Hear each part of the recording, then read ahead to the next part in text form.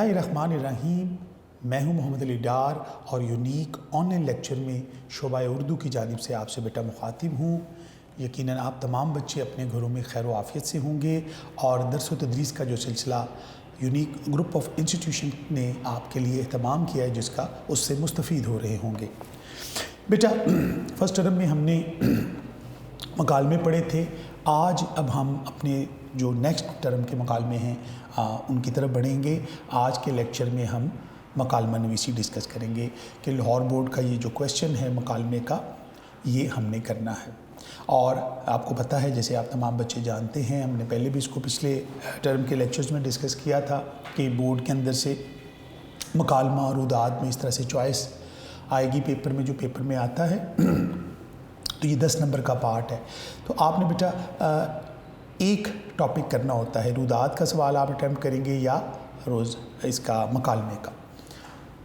तो smart syllabus में अब रोज़ नामचा नहीं है, तो इसलिए आप ज़हन में रखिएगा कि दोनों में आपके पास चॉइस है, दोनों नहीं करने, एक टॉपिक हमने करना होता है और इसकी जो मार्क्स स्कीम है वो 10 मार्क्स का ये क्वेश्चन होता है। तो आज के हम लेक्चर में अपने वो रिमेनिंग मकालमे पढ़ेंगे।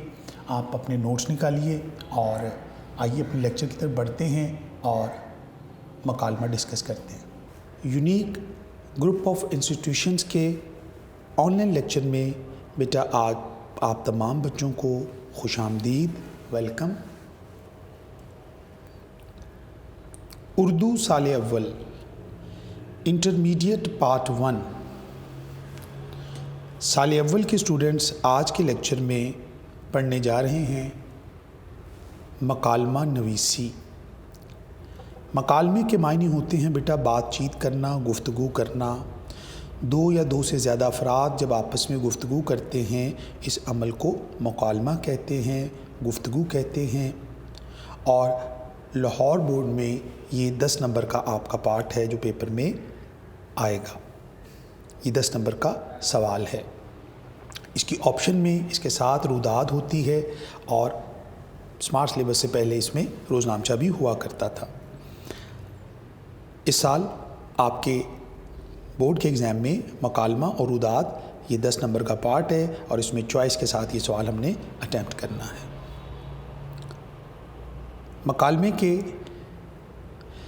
जैसे गुज़िश्ता लेक्चर्स के अंदर हमने मकालमे की प्रेजेंटेशन, मकालमे के सारे पहलू डिस्कस किए।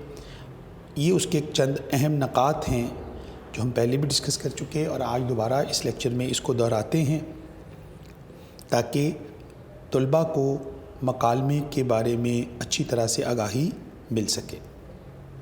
बेटा मकालमा नवीसी चंद ज़रूरी हदायत। इम्तिहानी नुक्ता नज़र से हम 2 अफराद के दरमियान मकालमा लिखते हैं, 2 किरदार होते हैं, उसके दरमियान गुफ्तगू होती है। तो सबसे पहला अहम नुक्ता जो आपके ज़हन में होता है, एक तालिब इल्म के ज़हन में, वो ये है कि मकालमे की तवालत कितनी होनी चाहिए, मकालमे का फैलाव कितना हो, जो तवालत कितनी हो जो कम से कम 3 से 4 सफ़ात पर मुश्तमिल हो।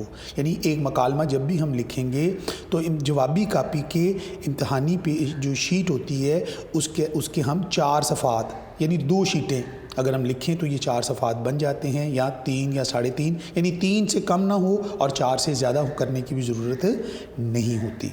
तो ये बेटा मकालमे के जो हिस्से उसकी जो लेंथ है वो इम्तिहानी नुक्ता नज़र से वो इतने सफ़ात पर मुहित होगा। और ये भी बेटा आप ज़हन नशीन रखिए कि एक किरदार के डायलॉग्स कम से कम 20 डायलॉग एक किरदार के होंगे और तकरीबन 20 डायलॉग ही दूसरे किरदार के होंगे। तो ये डायलॉग जो है 20 से 22 भी हो सकते हैं, 1-2 डायलॉग्स बढ़ भी सकते हैं, इससे कोई फ़र्क नहीं पड़ता। लेकिन आप ज़हन में रखिएगा कि ये 3 से 4 सफ़ात से ज़्यादा उसकी लेंथ ना हो और एक किरदार के डायलॉग एवरेजली 20+ होने चाहिए एक किरदार के। दोनों के करेंगे तो ये 40 डायलॉग्स के अंदर, ये 40 मकालमों के अंदर, जुमलों के अंदर इस बात को मुकम्मल करेंगे। उसके बाद बेटा मकालमे के हिस्से आ जाते हैं। दूसरा अहम नुक्ता जो आपने ज़हन नशीन करना है, दोहराना है आज के लेक्चर में, मकालमे के हिस्से हैं। बेटा मकालमे का आगाज़, तारुफ़ और तमहीद, यानी आगाज़ में आप जिस मौजू पर मकालमा लिख रहे हैं उसके अंदर आप आगाज़ करेंगे, तारुफ़ होगा, हाल अहवाल पूछा जाएगा, सलाम दुआ की जाएगी, गुफ्तगू का आगाज़ होगा। सारी बात है, 2 लोग आपस में मिलते हैं तो आते ही किसी मौजू पर गुफ्तगू नहीं करना शुरू कर देते। आप तमाम बच्चे इस बात से बखूबी आगाह हैं کہ مکالمہ جو ہے وہ کسی موضوع پر گفتگو کے لیے دیا جاتا ہے۔ اگر ہم گزشتہ سالوں کے مکالمے دیکھیں تو استاد اور شاگرد کا مکالمہ ہے، دو دوستوں کے درمیان مہنگائی کا مکالمہ ہے، اسی طرح فیشن کے موضوع پر مکالمہ ہے۔ یہ موضوع پر ڈسکشن بھی ہو سکتا ہے اور ایک دوسرے دو لوگوں کے درمیان اختلاف رائے بھی پائی جاتی، تو یہ ساری چیزیں اس کے اندر ذہن میں رکھیے گا۔ تو آپ نے شروع میں حال احوال ہی پوچھنا ہوتا ہے، اور بات کو شروع کرنے کا جو چند ابتدائی جملے ہوتے ہیں جسے ہم آغاز یا تعارف کہتے ہیں، اس سے بات کا آغاز کیا جائے گا۔ موضوع پر بعد میں آئیں گے۔ دوسرا پوائنٹ ہے جس کے اندر بیٹا موضوع، مکالمے کے حصے میں دوسرا حصہ ہے موضوع پر گفتگو، یعنی مکالمہ ہمیشہ موضوع پر ڈسکس کی جائے گی جو موضوع آپ کو دیا گیا ہے۔ اگر جہیز ایک سماجی لعنت ہے تو جہیز کے بارے میں ساری گفتگو ہونی چاہیے، دوسری غیر ضروری باتیں اس میں شامل کرنے کی ضرورت نہیں ہے، ساری گفتگو کا دار و مدار اس موضوع کے گرد گھومنی چاہیے۔ اس کے بعد دلائل، جب آپ دلائل دیتے ہیں، ہر شخص اپنی بات کو مدلل انداز میں پیش کرتا ہے اور اس کے اندر وہ اپنے دلائل، اپنا نقطہ نظر پیش کرتا ہے، وضاحت کرتا ہے، کوئی اس کے حق میں ہوتا ہے، کوئی اس کے مخالف ہوتا ہے، تو دونوں اپنے اپنے دلائل کو بڑے ہی ریلیونٹ ہو کر، یعنی موضوع سے ریلیٹ کر کے گفتگو کریں گے، اور پھر بات چلتے چلتے اختتام کی طرف بڑھے گی، تو پھر دونوں کردار جو ہے کسی ایک نقطے پر تقریباً متفق ہو جائیں گے، یعنی بات کو وائنڈ اپ کریں گے، یعنی یہ نہیں ہوگا کہ بات ادھوری چھوڑ دی جائے، اختتام ہونا بھی ضروری ہے۔ اور اختتام پر جیسے آغاز میں السلام علیکم وعلیکم السلام سے بات شروع کرتے ہیں، اور اختتام میں پھر خدا حافظ اللہ نگہبان پر بات کو ختم کر کے مکالمہ مکمل کر لیا جاتا ہے۔ یہ تو تھے مکالمے کے حصے۔ تیسرا پوائنٹ بیٹا، جیسا کہ ہم پہلے بھی ڈسکس کر چکے، مکالمہ روزمرہ بول چال کے انداز میں تحریر کریں گے، یعنی جیسے اس کے کردار ہوں گے ویسی ہی ان کی بول چال ہوگی، گفتگو ہوگی، یعنی ڈاکٹر اور مریض اگر گفتگو کریں گے تو ان کی لب و لہجے میں فرق ہوگا، لیکن گفتگو بناوٹی نہیں ہونی چاہیے۔ گفتگو جو ہے جیسے روزمرہ زندگی میں ہم مشاہدہ کرتے ہیں، لوگوں کو دیکھتے ہیں گفتگو کرتے ہوئے یا ہم بات چیت کرتے ہیں، اس انداز سے گفتگو کریں گے۔ اور اس میں یہ بھی ہم نے یہ خیال رکھنا ہے کہ جو گفتگو ہے اس میں بناوٹ نہ ہو، یعنی ہم اس کے اندر غیر ضروری اس کو زیادہ مشکل بنانے کی کوشش نہ کریں، اور بات کو نارمل جیسے کوئی کردار گفتگو کرتا ہے ویسے ہی گفتگو کی جانی چاہیے۔ مکالمے کے جملے مختصر ہوں، چوتھا پوائنٹ دیکھیے گا، مکالمے کے جملے مختصر ہوں، زیادہ طویل نہ ہوں، نیز اس بات میں وزن پیدا کرنے کے لیے ایک دو حوالے مارکرز سے لکھے جا سکتے ہیں، کوئی آیت، کوئی حدیث، کوئی شعر، برسبیل تذکرہ آپ اس کا استعمال بھی کر سکتے ہیں، لیکن جملے مختصر ہوں گے، لمبی لمبی عبارتیں لکھنے کی ضرورت نہیں ہوتی، مختصر جملوں میں بات کی جاتی ہے، تو یہ آپ نے اس بات کا خیال رکھنا ہے۔ اس کے بعد اگر آپ کوئی شعر، آیت، حدیث یا کوئی اہم بات کی طرف اشارہ کرتے ہیں، کسی تاریخی واقعے کی طرف اشارہ کرتے ہیں یا کوئی ایسی مثال دیتے ہیں تو اس کو آپ مارکر سے پرومنٹ بھی کر سکتے ہیں۔ اس کے بعد بیٹا جملے میں علامات کا خیال رکھیں گے آپ، جس میں جو آپ قوسین کی علامت استعمال کرتے ہیں، وقفہ کی علامت استعمال کرتے ہیں، سکتہ کی علامت استعمال کرتے ہیں، سوالیہ علامت استعمال کرتے ہیں، ندائیہ کی علامت استعمال کرتے ہیں، تو علامات کا بھی آپ نے خیال رکھنا ہے، تو آپ نے جملوں کے اندر علامات کو بھی ٹھیک رکھنا ہے۔ چھٹا پوائنٹ ہے ہمارا بیٹا کہ مکالمے میں کرداروں کے جملے ان کے کردار کی عکاسی کرتے ہوں، یعنی جیسا کریکٹر ہوگا جملہ بھی ویسا ہی لکھا جائے گا۔ استاد اور شاگرد کی گفتگو میں، بچے کے گفتگو میں ادب اور احترام ہوگا، استاد کی گفتگو میں علمیت ہوگی، قابلیت ہوگی، تو یہ امپیکٹ ان کے کریکٹرز کے اندر ہمیں نظر آنا چاہیے۔ دوستوں کے درمیان اگر گفتگو کرتے ہیں تو اس میں بے تکلفی ہوتی ہے، لیکن بے تکلفی بھی اگر ہو تو وہ جو ہے تہذیب کے دائرے سے باہر نہیں ہونی چاہیے۔ تو یہ وہ چند بنیادی باتیں جو ہم نے پہلے بھی ڈسکس کی، دوبارہ کر لی ہم نے آج۔ آگے بڑھتے ہیں آج کا اپنے اس مکالمے کی طرف۔ جہیز ایک سماجی لعنت ہے، آج کا ہمارا بیٹا یہ مکالمہ ہے، جہیز ایک سماجی لعنت ہے۔ کردار ہیں اس کے علی اور دوسرا کردار ہے احمد۔ السلام علیکم، علی آتا ہے اور سلام کرتا ہے السلام علیکم، احمد جواب میں وعلیکم السلام، کیا حال ہے؟ علی: اللہ پاک کا شکر ہے۔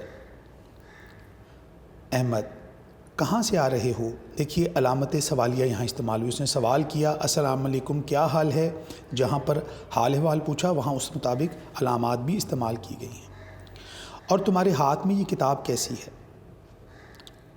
اس کے جواب میں علی کہتا ہے لائبریری سے آ رہا ہوں اور یہ کتاب ہے اسلامی تعلیمات.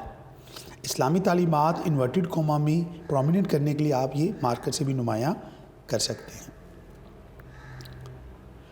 احمد بھائی آپ کو تو کتب بینی سے خاص شغف ہے. شغف ہوتا ہے لگاؤ، بہت شوق ہے آپ کو کتابیں پڑھنے کا، لیکن یہ کتاب آپ اپنے عمومی مطالعے کے لیے لے جا رہے ہیں یا کسی خاص مقصد کی بجا آوری کے لیے؟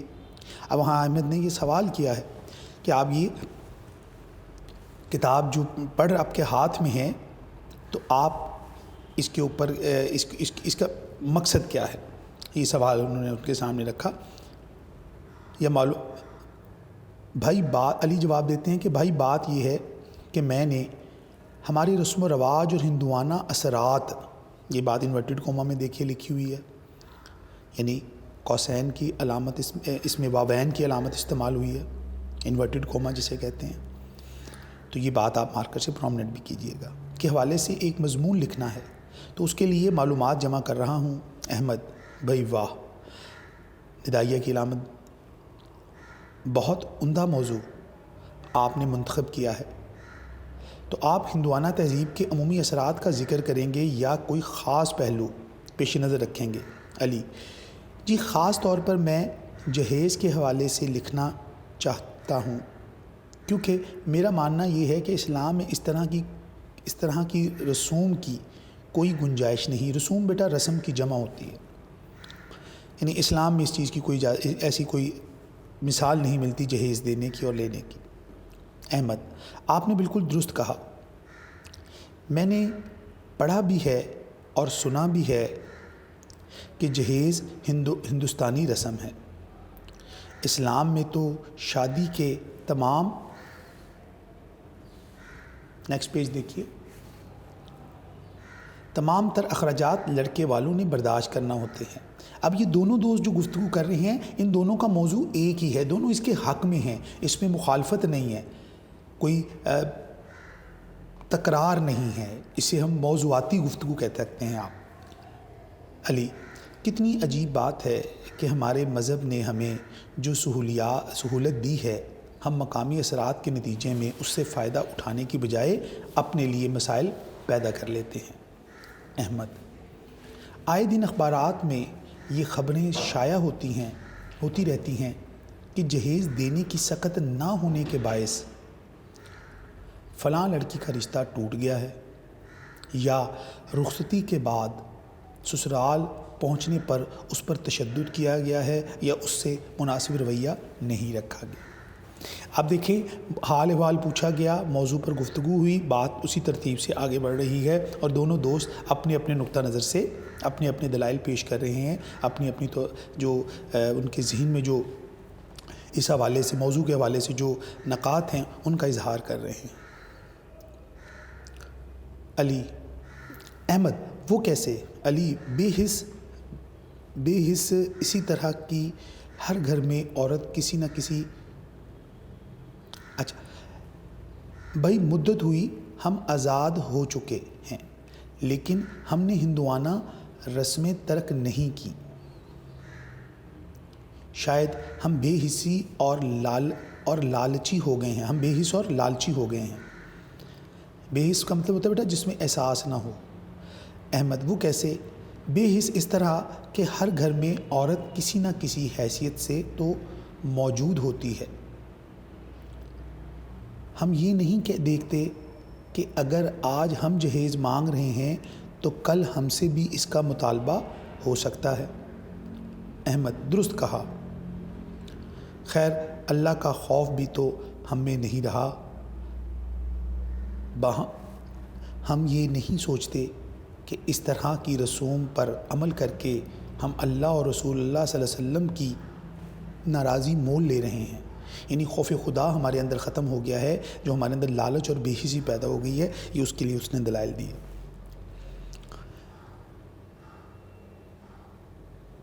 علی بھائی اللہ اور رسول کی بھی آپ نے خوب کہی۔ اگر ہم ان کی بات مانتے تو اتنے مسائل کا شکار کیوں ہوتے؟ یعنی انہوں نے دلیل یہ دی علی نے کہ اللہ اور رسول کی بات کا اگر ہمیں احساس ہوتا، پاس ہوتا، تو آج ہمارا معاشرہ جہیز جیسی لعنت سے کے مرض میں مبتلا نہ ہوتا۔ یہ ہندوانہ تہذیب کے اثرات جو ہے مسلمانوں کے اندر جو ہے جب ٹرانسفر ہوئے ہیں، اور اس کے پیچھے لالچ اور طمع کی جو دولت کی لالچ ہے اس نے ہمیں بے حس کیا ہے، تو یہ اللہ اور رسول سے دوری ہی کا نتیجہ ہے۔ اگر اللہ اور رسول کی بات مانتے تو یہ نوبت کسی بھی معاشرے میں یہ پیدا نہ ہو سکتی، اور بالخصوص اسلامی ممالک کے اندر، مسلمان ممالک کے اندر، مسلمان گھرانوں کے اندر یہ مرض نہ پھیلتا۔ علی احمد، جہیز کے مطالبے میں شاید تن آسانی بھی شامل ہے کہ گھر بیٹھے بٹھائے زندگی کی ساری آسائشیں حاصل ہو جائیں۔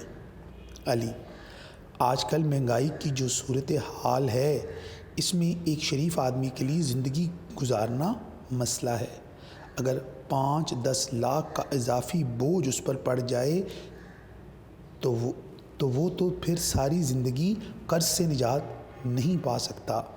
احمد، بالکل بجا کہا آپ نے۔ علی، آپ کے ساتھ گفتگو کر کے مجھے اپنے خیالات کو ترتیب دینے میں بڑی مدد ملی ہے، آپ کا بہت شکریہ۔ احمد، ارے نہیں، اس میں شکریہ کی کون سی بات ہے؟ جب آپ مضمون لکھ لیں تو مجھے بھی پڑھنے کے لیے دیجیے گا۔ علی، ضرور، مجھے بڑی خوشی ہوگی۔ احمد، جزاک اللہ۔ علی، اجازت دیجیے، انشاءاللہ پھر ملاقات ہوگی۔ اللہ حافظ۔ احمد، اللہ حافظ۔ علی، اللہ حافظ یا اللہ نگہبان۔ ہمارا نیکسٹ مکالمہ دو دوستوں کے درمیان انٹرنیٹ کے فوائد دو نقصانات کے موضوع پر مکالمہ لکھیں۔ دو دوست لائبریری میں ملتے ہیں اور ان کے درمیان گفتگو کا آغاز ہوتا ہے۔ پہلا دوست، السلام علیکم، کیسے ہیں آپ؟ سوالیہ کی علامت۔ دوسرا دوست، وعلیکم السلام، ندائیہ کی علامت ہے، اللہ کے فضل و کرم سے بالکل ٹھیک ہوں۔ دیکھیے جملے مختصر ہیں، علامات کا خیال رکھا جا رہا۔ پہلا دوست، آج کل لائبریری میں کم دکھائی دیتے ہیں۔ دوسرا دوست، لائبریری میں کتب کے مطالعے کی غرض سے آنا ہوتا تھا، اب کتابیں میرے کمپیوٹر موبائل میں ہیں، اس لیے یہاں آنے کی زیادہ ضرورت نہیں پڑتی۔ پہلا دوست، پوری لائبریری کمپیوٹر موبائل میں، وہ کیسے؟ آپ کا مطلب ہے کہ آن لائن کتب پڑھ لیتے ہیں؟ دوسرا دوست، بالکل جناب، انٹرنیٹ نے زندگی کو باسہولت بنا دیا ہے۔ لائبریری کی اکثر کتب جو انٹرنیٹ پر دستیاب ہیں، جب چاہیں پڑھ لیں۔ سب سے پہلے آغاز ہوا مکالمے کا، حال احوال پوچھا گیا، سلام دعا ہوئی، موضوع پر دونوں دوستوں کے درمیان گفتگو ہوئی۔ آپ دیکھیے جملے مختصر ہیں اور حال احوال کے بعد وہ موضوع کی طرف آ رہے ہیں۔ تو یہی ترتیب آپ نے اپنے مکالموں میں خیال رکھنا ہے، پہلے چند ڈائلاگز حال احوال کے پوچھ کر یا بات کا آغاز کر اور اس کے بعد موضوع پہ آ جانا ہے۔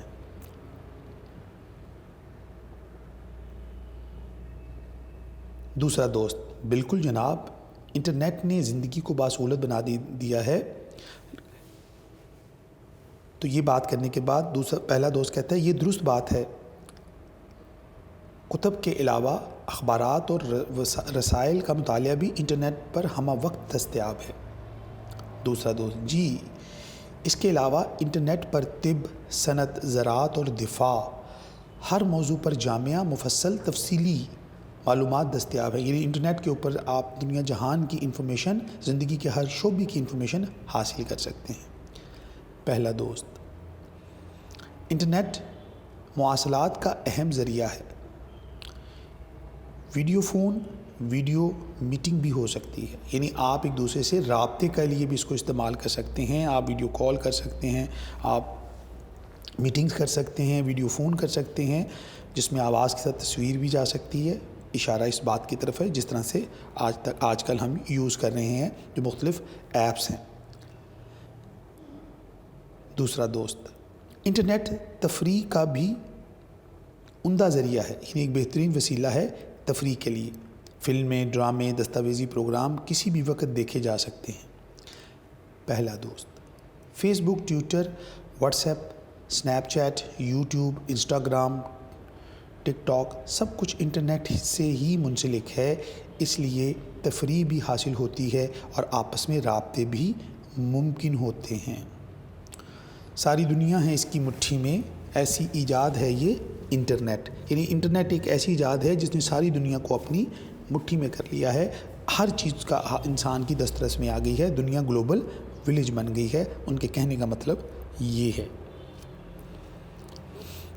دوسرا دوست، سوشل میڈیا کے ذریعے سیاسی، معاشی معلومات جلد دستیاب ہوتی ہیں۔ کسی جگہ کی کوئی بھی خبر جلد سوشل میڈیا پر آ جاتی ہے۔ اس ذریعے سے کسی غیر اہم شخص کا مسئلہ بھی جلد اجاگر ہو جاتا ہے، یعنی جو ٹی وی پر یا رپورٹر یا میڈیا کے ذریعے آپ بات کو اجاگر کرنا چاہتے ہیں، سوشل میڈیا کی طاقت سے وہ عام لوگوں کے مسائل بھی آپ اجاگر کر سکتے ہیں، کیونکہ باقی جو الیکٹرانک میڈیا ہے وہ ہمیشہ بڑی شخصیات اور بڑے بڑے معاملات کو ہی زیر بحث لاتے ہیں، ان کی ہیڈ لائنز کا حصہ بنتے ہیں، لیکن سوشل میڈیا پر انسان اپنے ذاتی مسائل کو بھی اعلیٰ حکام تک پہنچا سکتا ہے۔ پہلا دوست، مختلف شعبوں کے مختلف ماہرین کی معلومات انٹرنیٹ پر دستیاب ہیں، جن سے رابطہ کر کے مدد اور رہنمائی حاصل کی جا سکتی ہے۔ دوسرا دوست، بہت سی جامعات انٹرنیٹ پر آن لائن کورسز اور لیکچرز کے ذریعے تعلیم دیتی ہیں۔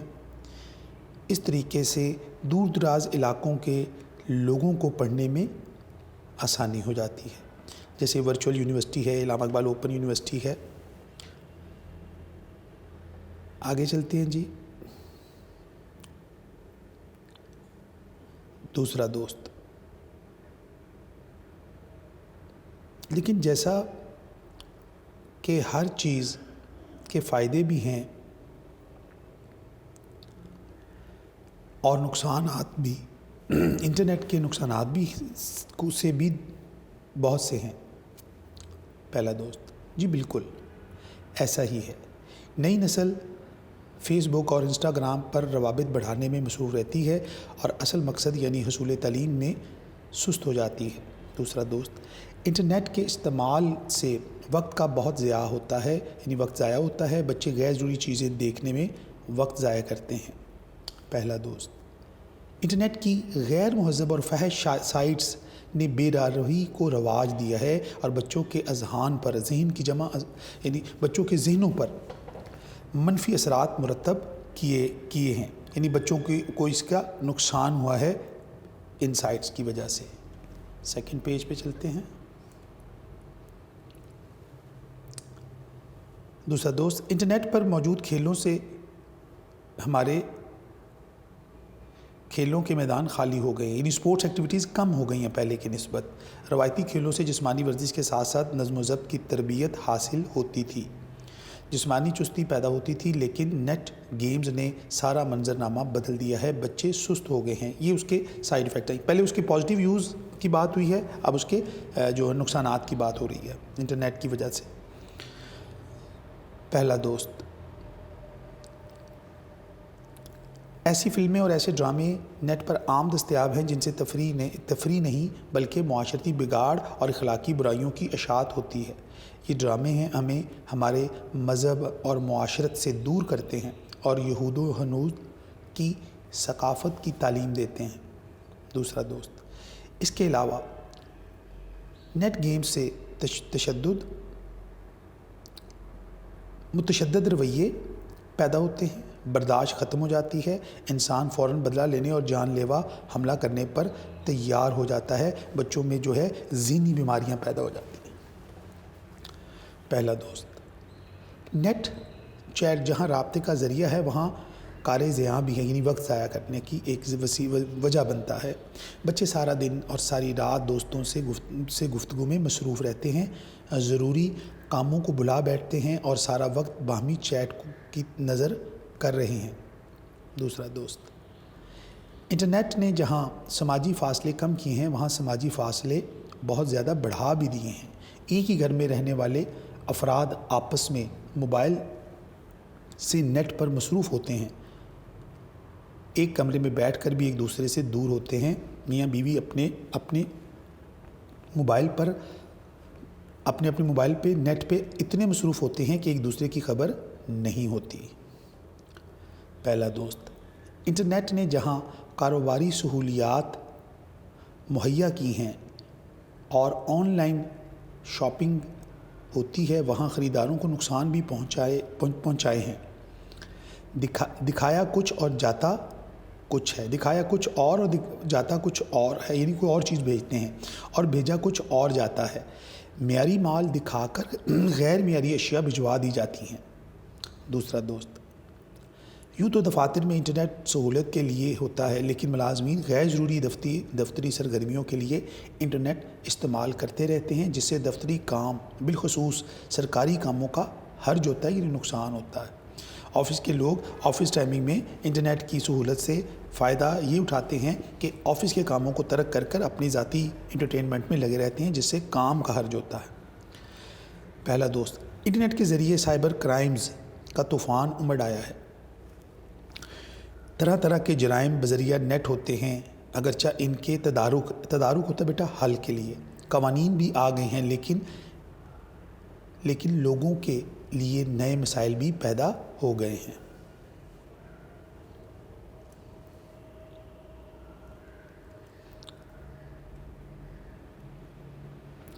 دوسرا دوست، بہرکیف انٹرنیٹ مفید ایجاد بھی ہے اور نقصان دہ بھی۔ پہلا دوست، کوئی چیز خود سے بری نہیں ہوتی، اس کا استعمال اسے برا بناتا ہے۔ یہ ہم پر منحصر ہے کہ ہم اس کا اچھا استعمال کرتے ہیں یا برا، یعنی یوز پہ ڈیپینڈ کرتا ہے، آپ اس کا پازیٹیو یوز کر رہے ہیں یا نیگیٹو، یہ یوز کرنے اینڈ یوزر کی ذمہ داری ہے۔ دوسرا دوست، بالکل درست، ہمیں نیٹ کا مثبت استعمال کرنا چاہیے۔ پی ٹی اے کو بھی چاہیے کہ غیر شائستہ مواد نیٹ پر بلاک کر دے۔ پہلا دوست، عمدہ تجویز ہے۔ اچھا چلتا ہوں، لیکچر کا وقت ہو گیا ہے، آپ سے گفتگو بہت مفید رہی۔ دوسرا دوست، خدا حافظ، اپنا خیال رکھیں، اللہ نگہبان۔ اگلا ہمارا مکالمہ ہے جی، استاد کا احترام۔ دو دوست اپنی جماعت میں محو گفتگو ہیں، یعنی کلاس فیلوز ہیں، آپس میں بیٹھ کے گفتگو کر رہے ہیں۔ عامر: السلام علیکم حسن بھائی، کیسے ہیں آپ؟ یہ بھی آغاز تمہید جیسے آپ نے گفتگو کرنی ہے۔ حال احوال پوچھا حسن: اللہ کا شکر ہے میں ٹھیک ٹھاک ہوں۔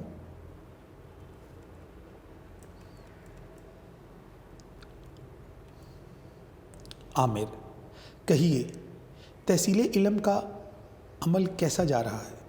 حسن: میں بھی محنت کر رہا ہوں اور اساتذہ بھی بھرپور مدد کر رہے ہیں۔ عامر: استادہ سے بست تعظیم رہنمائی ملتی رہے تو مستقبل سنور جائے گا۔ حسن: باادب با نصیب ہوتا ہے، پھل ہمیشہ جھکی ہوئی ٹہنی پر لگتا ہے۔ ہم احترام سے تحصیل علم کی کوشش کریں گے تو اساتذہ خوش ہو کر علم کا خزانہ بانٹیں گے۔ عامر: بالکل بالکل، بے ادب بے نصیب ہوتا ہے۔ ادب پہلا زینہ اور کرینہ ہے استاد محترم کے خزانے تک پہنچنے کا۔ حسن: دراصل 2-4 بچوں کی بے ادبی سے اساتذہ ناراض ہوتے ہیں اور پھر پوری جماعت ان کے فیض سے محروم رہتی ہے۔ عامر: در حقیقت یہ پیغمبری پیشہ ہے۔ رسول اکرم صلی اللہ علیہ وسلم نے خود معلم ہونے پر فخر فرمایا۔ عامر کہتا ہے یوں یہ اتنا عظیم پیشہ ہے کہ نبی آخر الزمان یہ پیغمبری پیشہ کہتے ہیں اس کو، اور نبی آخر الزمان جو ہیں خاتم الانبیاء جو نبیین ہیں صلی اللہ علیہ وسلم نے اس پر فخر فرمایا ہے، تو ہمیں اساتذہ کے احترام کو ہمیشہ پیش نظر رکھنا چاہیے۔ یعنی یہاں پر عامر کی اس بات میں کہ یہ جو پیشہ ہے جو تعلیم دینا، معلم بننے کا، یہ بنیادی طور پر ہمارے آخری نبی حضرت محمد صلی اللہ علیہ وسلم نے اس پر فخر فرمایا ہے کہ بے شک مجھے معلم بنا کر بھیجا گیا ہے۔ تو اس بات کے اوپر ہمارے لیے استاد کا احترام جو ہے وہ واجب ہو جاتا ہے۔ حسن، کسی شاعر نے کیا خوب کہا ہے، جیسے میں نے آپ کو بتایا تھا کہ برسبیل تذکرہ اگر کوئی بات آپ لکھنا چاہیں، کوئی شعر، کوئی آیت، کوئی حدیث، تو آپ اس طریقے سے لکھ سکتے ہیں اور یہ مارکر سے لکھیں گے۔ شیخ مکتب ہے ایک عمارت گھر جس کی صنعت ہے روح انسانی۔ عامر، بالکل، تعمیر سیرت اور تعمیر مستقبل کا مقصد فرض اساتذہ ہی سر انجام دیتے ہیں۔ اساتذہ نسلوں کو سنوارتے ہیں، اساتذہ قومیں تشکیل دیتے ہیں۔ حسن، یورپ میں یہ عالم ہے کہ استاد اگر عدالت میں چلا جائے تو جج بھی احترام سے کھڑا ہو جاتا ہے کہ ایک معلم عدالت میں موجود ہے۔ مرحوم اشفاق احمد صاحب نے اسی پس منظر کا ذاتی واقعہ بھی تحریر کیا جب ان کے احترام میں عدالت کے کمرے میں موجود ہر شخص کھڑا ہو گیا۔ عامر، خلیفہ ہارون الرشید نے کے دونوں بیٹے امین اور مامون بعد از نماز اپنے استاد کے جوتے سیدھے کرتے تھے۔ خلیفہ نے اس بات پر رشک کیا تھا کہ خلیفہ وقت کے فرزند استاد کے جوتے سیدھے کرتے ہیں، اور اس بات پر ان کا باپ خلیفہ ہارون الرشید جو تھے وہ فخر کرتے تھے اپنے بچوں کے اوپر کہ وہ اپنے استاد کا اتنا احترام کرتے ہیں۔ سکندر اعظم یونانی نے کہا تھا، میرا باپ مجھے آسمان سے زمین پر لایا اور میرے استاد ارسطو نے مجھے دوبارہ آسمان پر پہنچا دیا، یعنی مجھے آدھی دنیا سے زیادہ میں نے فتح کی ہے، یہ سب میرے استاد کی دیے ہوئے علم کی بدولت ہے۔ بالکل، عامر کہتے ہیں جی بالکل حقیقت ہے، استاد وہ سیڑھی ہے جو بلندیوں تک پہنچنے میں مدد دیتی ہے۔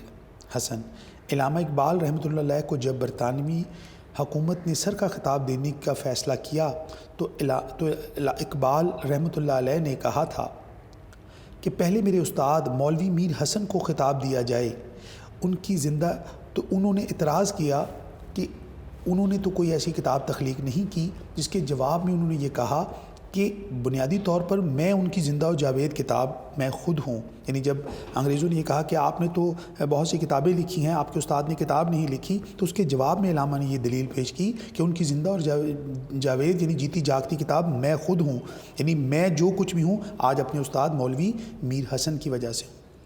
عامر، علامہ اقبال رحمۃ اللہ علیہ نے اپنے فلسفے کے استاد تھامس آرنلڈ کی شان میں نظم بھی لکھی تھی۔ حسن، عصر حاضر کی زبوں حالی کا ایک سبب یہ بھی ہے، یعنی موجودہ جو دور ہے اس میں لوگوں ہمارے زوال کی جو وجہ ہے وہ یہ بھی ہے کہ ہماری اقدار پامال ہوتی جا رہی ہیں، ہم ادب و احترام کا دامن چھوڑ چکے ہیں، حالانکہ دین سارے کا سارا ادب ہے۔ عامر، اور اس پہ مستضاد یہ کہ کارواں کے دل سے احساس زیاں نہیں ہے، یعنی کارواں کے دل میں اس بات کا احساس نہیں ہے کہ اندھیرا ہو رہا ہے، یعنی ہماری اس بے ادبی کے نتیجے میں ہم علم کی قیمتی دولت سے محروم ہوتے جا رہے ہیں۔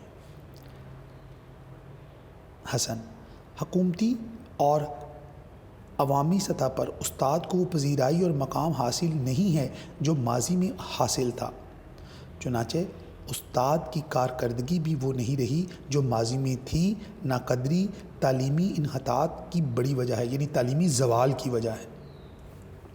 تعلیم جو زوال کا شکار ہو رہی ہے اس کی وجہ یہ ہے کہ ہم استاد کے احترام پہلے کی نسبت فرق آ گیا ہے۔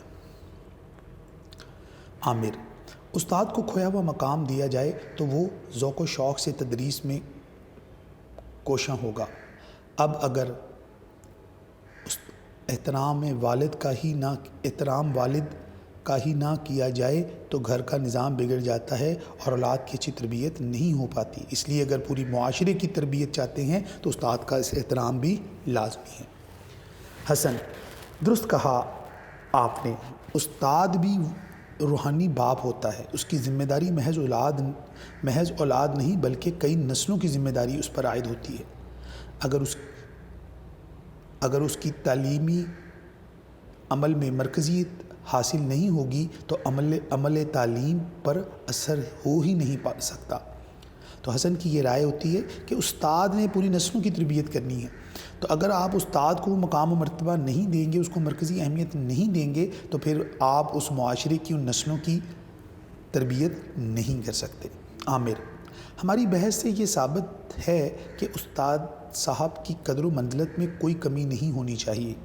اگر استاد کی بے قدری ہے تو معاشرہ تحصیل علم میں مخلص نہیں ہے، یعنی سوسائٹی ہی اپنے علم کے معاملے میں سنجیدہ نہیں ہے۔ حسن: ضرورت اس امر کی ہے کہ معاشرتی اصلاح اور نسل نو کی تربیت کے عوامل جو ماضی میں روبہ عمل تھے ان کو بحال کیا جائے۔ نسل نو کی تربیت میں والدین، اساتذہ، مسجد، معاشرہ مل کر کردار ادا کرتے تھے، تو موجودہ دور میں بھی ہمیں اس چیز پر توجہ دینی چاہیے۔ یہ حسن کی رائے ہے۔ عامر: مطلب یہ کہ احترام والدین، احترام اساتذہ اور بڑوں کے ادب کو اہمیت حاصل ہو۔ حسن: بالکل درست۔ ان سب میں تربیت کا اصل اور مرکزی کردار استاد ہی ہوتا ہے۔ بچہ زانوئے ادب طے کرے گا تو با مراد ہوگا، اگر وہ ادب کے یہ مراحل طے کر لے گا تو با مراد ہوگا۔ اساتذہ کو مرکزیت حاصل ہوگی تو تعلیم و تربیت کا عمل مؤثر ہوگا۔ عامر: میں تو ہر سال اول یا دوم آتا ہوں، اس میں بڑا کردار میرے اساتذہ کا ہے، مجھے اچھا انسان بنانے میں بھی اصل کردار ان کا ہے، میں تو ساری عمر ان کے حضور جھکا رہوں گا۔